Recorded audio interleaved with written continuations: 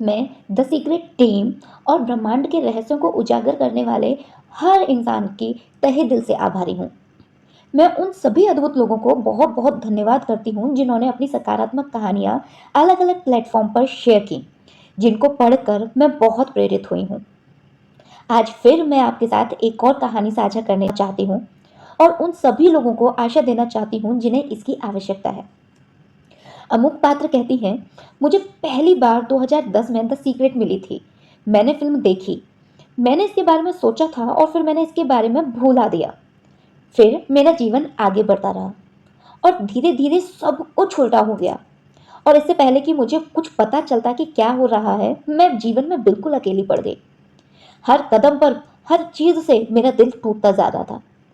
मैं अभी अपने प्यारे परिवार से हज़ारों मील दूर एक विदेशी भूमि में बेरोज़गार बैठी थी। मेरे बॉयफ्रेंड ने यहाँ तक कि मुझसे रिश्ता तोड़ लिया और शायद यह मेरे लिए और भी ज़्यादा बुरा था।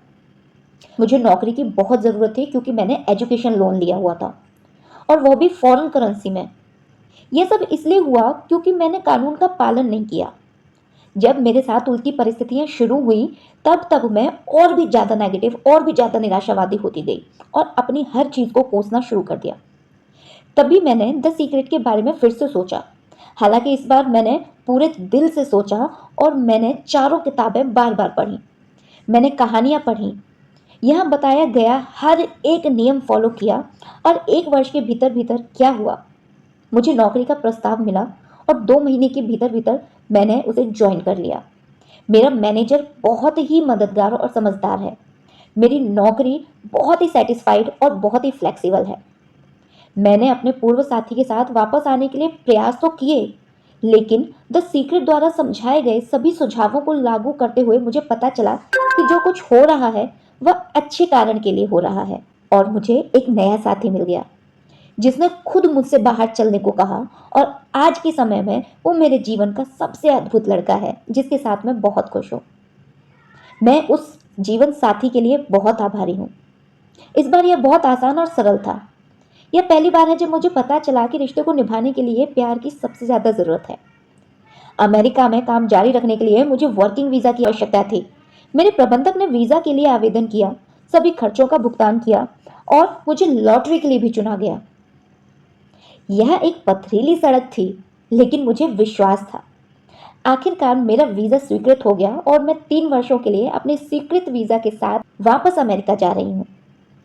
जब मैंने काम करना शुरू किया, 3 महीने के भीतर ही मैंने अपनी एक नई कार भी खरीद ली, जो मेरी सपनों की कार थी और मेरे लिए किसी चमत्कार से कम नहीं था।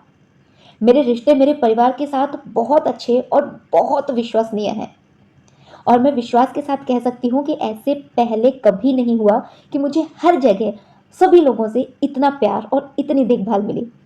मैं आज बहुत खुश हूँ और आभारी हूँ, लेकिन यह सब रातों-रात नहीं हुआ। मेरे मन में अपने हिस्से के संदेह और निराशाएँ थीं, लेकिन जब किसी भी तरह की चुनौती आती थी, तो मैं सोचती थी, यह केवल मुझे सिखाने के लिए है और जो कुछ हो रहा है, मेरे बहुत अच्छे के लिए हो रहा है और जो कुछ मेरे पास पहले से है, उसके लिए कैसे विनम्र और आभारी होना चाहिए।